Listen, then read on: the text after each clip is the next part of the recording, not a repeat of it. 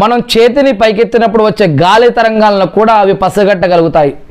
ఈ యొక్క సిగ్నల్స్ని అవి నేరుగా దాని యొక్క కాళ్ళకు అందిస్తాయి.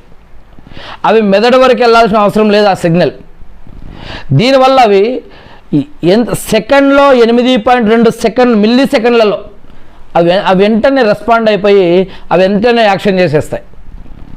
ఇక ఈనాటి సైన్స్ శాస్త్రవేత్తల్లో కనుక వీటి మీద అనేక రకాల పరిశోధనలు చేస్తూ ఉన్నారు శాస్త్రవేత్తలు, సైంటిస్టులు. ఎందుకంటే శాస్త్రవేత్తలు బొద్దింకలను కేవలం ఒక మురికి కీటకాలుగా మాత్రం వారు చూడట్లేదు.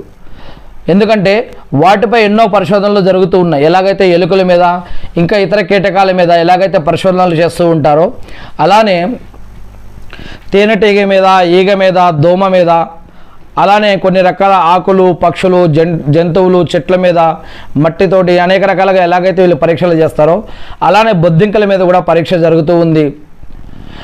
ఉదాహరణకి బయోరోబోటిక్స్ అంటే భూకంపాలు వచ్చినప్పుడు బిల్డింగులు శిథిలాల కింద చిక్కుకున్న మనుషులు, బిల్డింగుల కింద శిథిలాల కింద మనుషులు చిక్కుకొని ఉంటారు కదా, వారిని గుర్తించడానికి బొద్దింకల శరీరం లాంటి ఆకృతి, కదలికల ఆధారంగా చిన్న చిన్న రోబోలను తయారు చేస్తూ ఉన్నాను ఈనాడు.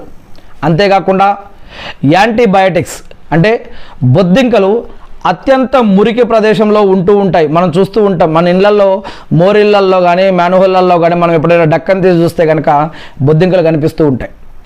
అటువంటి ప్రదేశాలలో ఉండేటటువంటి అటువంటి ప్రదేశంలో కూడా ఆరోగ్యంగా జీవిస్తూ ఉంటాయి. అంటే వాటి లోపల బ్యాక్టీరియా, వైద్య నిరోధక శక్తికి సంబంధించినటువంటి అనేక కణాలు వాటి లోపల ఉన్నాయేమో అని ఈనాటి సైంటిస్టులు ప్రయోగాలు చేస్తూ ఉన్నారు. కాబట్టి వాటి మెదడులో ప్రమాదకరమైనటువంటి బ్యాక్టీరియాలను కూడా చంపగల శక్తివంతమైన యాంటీ బ్యాక్టీరియాలు మాలిక్యూల్స్ ఉంటాయని, వీటి సహాయంతో మనుషుల కోసం కొత్త కొత్త పరిశోధనలు చేస్తూ ఉన్నారు మనుషుల యొక్క మెడిసిన్ల కోసం.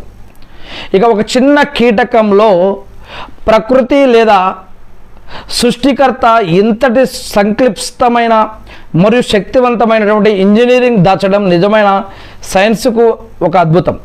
ఏది ఏమైతేనేమి నేను ఆ సృష్టికర్త అయిన దేవుణ్ణి ప్రార్థిస్తూ ఉన్నాను. అల్లా మా అందరి యొక్క పాపాలను క్షమించండి వల్ల మీరు ఈ సృష్టిలో పెట్టినటువంటి యొక్క అద్భుతాలను గుర్తించి వీటన్నిటిని సృష్టించినటువంటి మిమ్మల్ని మేము స్తుతిస్తూ, అర్థిస్తూ, ఆరాధిస్తూ ఉన్నాం వల్ల అల్లా మీరు ఈ సృష్టిలో సృష్టించిన సైతానుల నుంచి, జిన్నాతుల నుంచి, మనుషులు చేసే ఆగడాల నుంచి, కుట్రకుతంత్రాల నుంచి, అవమానాల నుంచి, అప్పుల నుంచి, ఆకలి దప్పికల నుంచి, షిర్కు నుంచి, బిదాతు నుంచి, హరాం నుంచి, ప్రాణం పోయేటప్పుడు బాధ నుంచి, దజ్జాల్ ఉపద్రవం నుంచి, యాజూజు మాజూజుల నుంచి, అదేవిధంగా